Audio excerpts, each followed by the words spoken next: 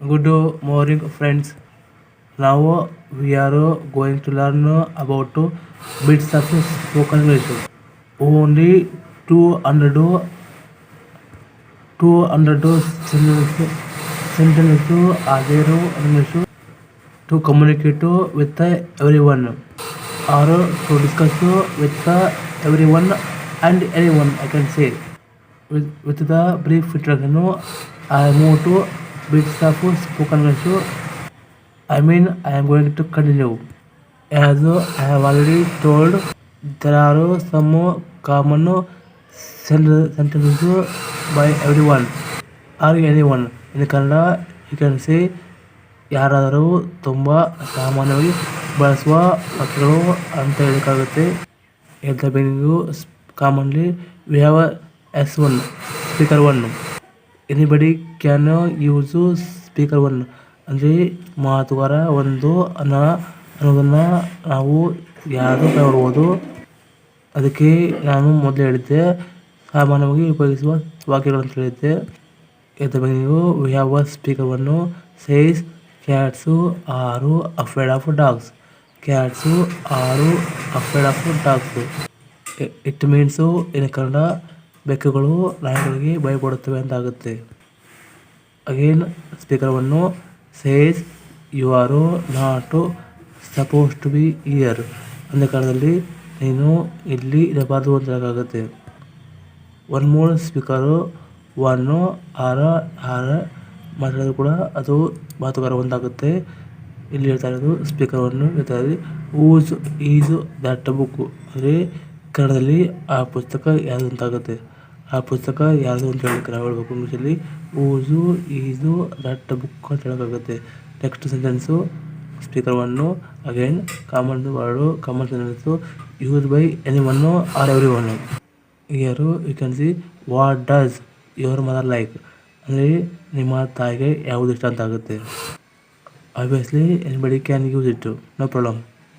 In the same way we have one more speaker 1 ಅದರ ಮಾತುಗಾರ ಒಂದು ಅದು ಹೇಳ್ತಾ ಇರೋದು I have got some money but not much.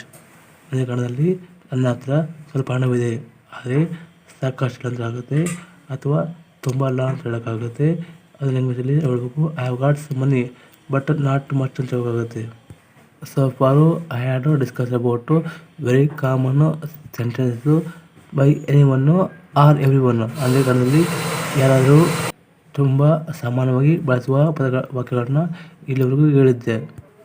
ಅವುಗಳನ್ನೇ ಮತ್ತೊಮ್ಮೆ ನಿಮಗೆ ತೋರಿಸ್ತಾ ಇದ್ದೀನಿ, ನೋಡ್ಕೊಳ್ಳಿ. ಹಾಗೆ ಇನ್ನು ಮುಂದೆ ನಾವು ಸ್ಪೀಕರ್ 1 ಸ್ಪೀಕರ್ 2 ಅಂದರೆ ಕಾಲಲ್ಲಿ ಮಾತುಗಾರ 1 ಮಾತುಗಾರ 2 ಅಂತ ನೋಡೋಣ. At the beginning speaker 1 says somebody is knocking at the door. Who could it be? Who could it be? ಇಲ್ಲಿ ಕನ್ನಡದಲ್ಲಿ ಹೇಳ್ತಾ ಇದ್ದೀನಿ ಮಾತುಗಾರ 1 ಹೇಳ್ತಾ ಇದ್ದಾರೆ ಯಾರೋ ಬಾಗಿಲು ತಟ್ಟಿದ್ದಾರೆ, ಯಾರೋ ಬಾಗಿಲು ತಟ್ಟುತ್ತಿದ್ದಾರೆ, ಯಾರಾಗಿರ್ಬೋದು ಅಂತಾಗುತ್ತೆ ಅಥವಾ ಯಾರಿರ್ಬೋದು ಅಂತಾಗುತ್ತೆ. ಅದಕ್ಕೆ ಆನ್ಸರ್ ಮಾಡ್ತಾ ಇದ್ದಾರೆ ಸ್ಪೀಕರ್ 2 ಅಥವಾ ಮಾತುಗಾರ ಇಟ್ ಸೌಂಡ್ಸ್ ಲೈಕ್ ಪ್ರಶಾಂತ್. ಕನ್ನಡದಲ್ಲಿ ಅದು ಪ್ರಶಾಂತ್ ಇರ್ಬೋದು ಅಂತಾಗುತ್ತೆ, ಪ್ರಶಾಂತ್ ಇರ್ಬೋದು ಅಂತ ಆಗುತ್ತೆ. Next conversation between speaker 1 and speaker 2. Here you can see speaker 1 says shall we go to picnic by next Sunday. I repeat again speaker 1 says shall we go to picnic by next Sunday ಅಂದರೆ ಕನ್ನಡದಲ್ಲಿ ನಾವು ಮುಂದಿನ ಭಾನುವಾರ ಪಿಕ್ನಿಕ್ಗೆ ಹೋಗೋಣ ಅಂತಾಗುತ್ತೆ, ಹೋಗೋಣವೇ ಅಂತ ಮಾತಾಡೋದು. ಅದಕ್ಕೆ speaker 2 ಅಥವಾ ಮಾತುಗಾರ 2 ಹೇಳ್ತಾ ಇರೋದು ಶೋರ್ ಅಂದರೆ ಖಂಡಿತ ಹೋಗೋಣ ಅಂತ ಹೇಳೋಕ್ಕಾಗುತ್ತೆ. ಇಲ್ಲಿ ಪಿಕ್ನಿಕ್ಕು ಅಂದರೆ ಬೆಳಗ್ಗೆ ಹೋಗಿ ಸಾಯಂಕಾಲ ಮನೇಲಿರೋದು, ಮನೆಗೆ ಬರೋದು, ಅದಕ್ಕೆ ಪಿಕ್ನಿಕ್ ಅನ್ಬೇಕಾಗುತ್ತೆ. ಟೂರ್ ಬೇರೆ ಪಿಕ್ನಿಕ್ ಬೇರೆ. ಇನ್ನು ಸಂಭಾಷಣೆ ಬೆರಳು ಹೇಳ್ತಾ ಇದೆ ನೋಡ್ಕೊಳ್ಳಿ. ಇಲ್ಲಿ ಸ್ಪೀಕರ್ 1 ಅಥವಾ ಮಾತುಗಾರ 1 ಹೇಳ್ತಾ ಇರೋದು ಕ್ಯಾನ್ ಐ ಬಾರೋ ಯುವರ್ ಸೈಕಲ್ಲು ಅಂದರೆ ನಿಮ್ಮ ಸೈಕಲ್ಲು ತೆಗೆದುಕೊಳ್ಳಲ್ಲ ಅಂತ ಸ್ಪೀಕರ್ 1 ಕೇಳ್ತಾ ಇರೋದು. ಅದಕ್ಕೆ ಸ್ಪೀಕರ್ 2 ಹೇಳ್ತಾ ಇದ್ದಾರೆ ಅಥವಾ ಮಾತುಗಾರ 2 ಹೇಳ್ತಾ ಇದ್ದಾರೆ ಶೋರ್ ಅಂದರೆ ಖಂಡಿತವಾಗಲೂ ತಗೋಬೋದು ಅಂತ ಹೇಳ್ತಾ ಇರೋದು. ಏನು same sentences or conversation between S1 and S2 are there. I don't want to repeat again. please glance again. You please glance once again. I don't want to repeat again. ಅಂದರೆ ಮತ್ತೊಮ್ಮೆ ಆಗಲೇ ಹೇಳಿದ್ದು ಹಿಂದೆ ಹೇಳಿದ್ದು ಪುನರಾವರ್ತನೆ ಆಗಿದೆ. ಆದ್ದರಿಂದ ನಾನು ಮತ್ತೊಮ್ಮೆ ಹೇಳೋದಿಲ್ಲ, ನೀವು ಒಮ್ಮೆ ನೋಡ್ಕೊಳ್ಳಿ. ನೆಕ್ಸ್ಟು ಸ್ಪೀಕರನ್ನು ಹೇಳ್ತಾ ಇರೋದು, how is your life no. ಅದೇ ಕಾಲದಲ್ಲಿ ನಿಮ್ಮ ಜೀವನ ಈಗ ಹೇಗಿದೆ ಅಥವಾ ನಿನ್ನ ಜೀವನ ಈಗ ಹೇಗಿದೆ ಅಂತ ಹೇಳಲಿಕ್ಕೆ ಸ್ಪೀಕರ್ ಟು ಹೇಳ್ತಾ ಇರೋದು, ಇಟ್ ಈಸ್ ಗ್ರೇಟ್ ಅಂದರೆ ತುಂಬ ಚೆನ್ನಾಗಿದೆ ಅಂತ ಆಗುತ್ತೆ. ಗ್ರೇಟ್ ಅಂದರೆ ಚೆನ್ನಾಗಿದೆ ಅಂತ ಆಗುತ್ತೆ. Next long communication between two speakers, that is speaker 1 and speaker 2. At the beginning, speaker 1 says, come and stay for the vacation and bring your wife. I repeat again, speaker 1 says, come and stay for the vacation and bring your wife. ಅದೇ ಕಾಲದಲ್ಲಿ ಹೇಳ್ಬೇಕಾದ್ರೆ speaker 1 ಅಥವಾ ಮಾತುಗಳು ಹೇಳ್ತಾ ಇರೋದು, daily ನಿಮ್ಮ ಹೆಂಡತಿ ಜೊತೆಗೆ ನಮ್ಮ ಮನೆಯಲ್ಲಿ ಇರಿ ಅಂತ ಹೇಳ್ತಾ ಇರೋದು. ಅದಕ್ಕೆ ಸ್ಪೀಕರ್ 2 ಹೇಳ್ತಾ ಇದ್ದಾರೆ ಅಥವಾ ಮಾತುಗಳು 2 ಹೇಳ್ತಾ ಇದ್ದಾರೆ, thanks, I would love to, can we bring children to ಅಂತ ಹೇಳಿರೋದು. ಅದಕ್ಕೆ ಅಂದರೆ ಕಾಲದಲ್ಲಿ ಸ್ಪೀಕರ್ 2 ಅಥವಾ ಮಾತುಗಳು ಹೇಳ್ತಾ ಇರೋದು, ಧನ್ಯವಾದಗಳು, ನಾವು ಬರ್ತೇವೆ, ಮಕ್ಕಳನ್ನು ಕರೆದುಕೊಂಡು ಬರಬಹುದಾ ಅಂತ ಪ್ರಶ್ನೆ ಮಾಡ್ತಿರೋದು. ಅದಕ್ಕೆ ಸ್ಪೀಕರ್ ಹೇಳ್ತಾ ಇರೋದು, sure you can I have forgotten to mention. ಇಲ್ಲಿ ಯು ಕ್ಯಾನ್ ಪುಸ್ತಕಬೇಕಿತ್ತು, ಪೂರ್ಣವರಬೇಕಿತ್ತು, ನಾನು ಹಾಕಿಲ್ಲ, sorry. Sure you can I have forgotten to mention ಅಂದರೆ ಕಾಲದಲ್ಲಿ ಖಂಡಿತ ಕರೆತನ್ನಿ, ನಾನು ಹೇಳೋದನ್ನು ಮತ್ತೆ ಬಿಟ್ಟೆ ಅಂತ ಹೇಳುವಾಗ ಇಲ್ಲಿ ಫರ್ಗಾಟನ್ನು ಅಂದರೆ past tense, forgot present tense, forgotten is past tense, forgotten. Obviously, when we use the word have, should mention past participle verb. Here, present tense is a forgot, past tense is a forgot, past participle verb is forgotten. While talking with someone, should be very much aware of English grammar.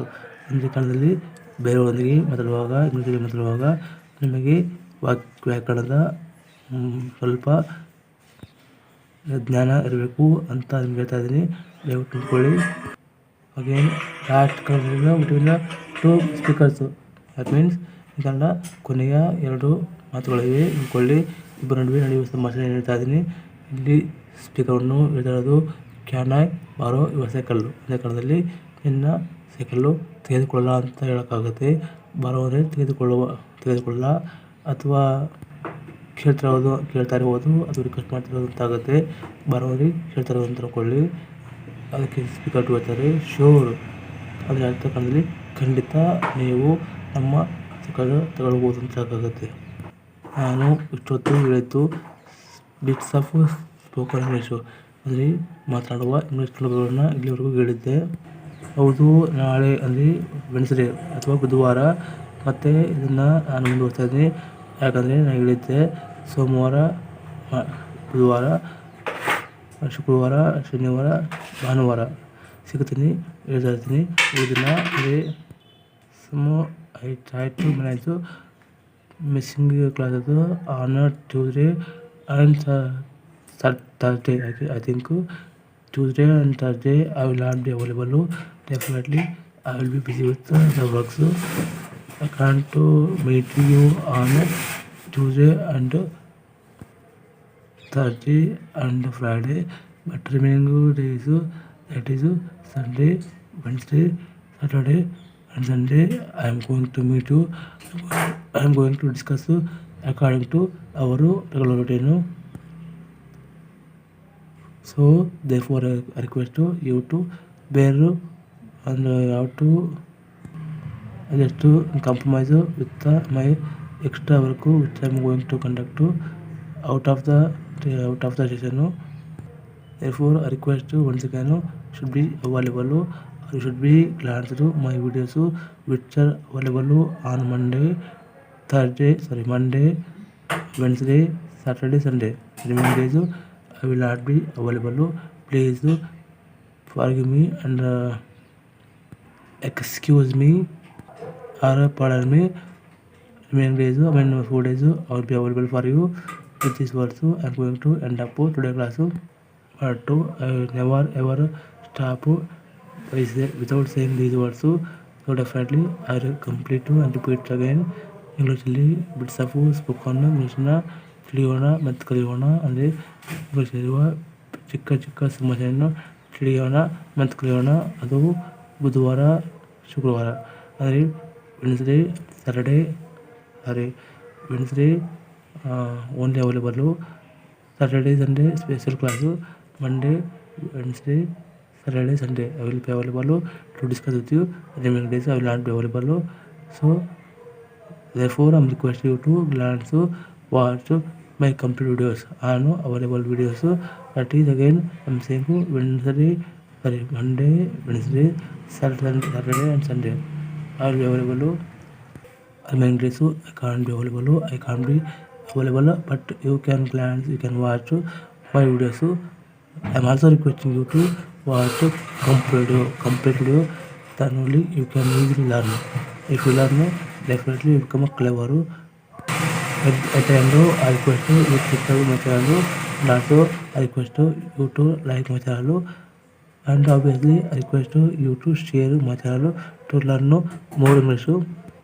With these words, I am going to wind up today. I am going to say last word, that is thank you very much. Bye bye. Take care.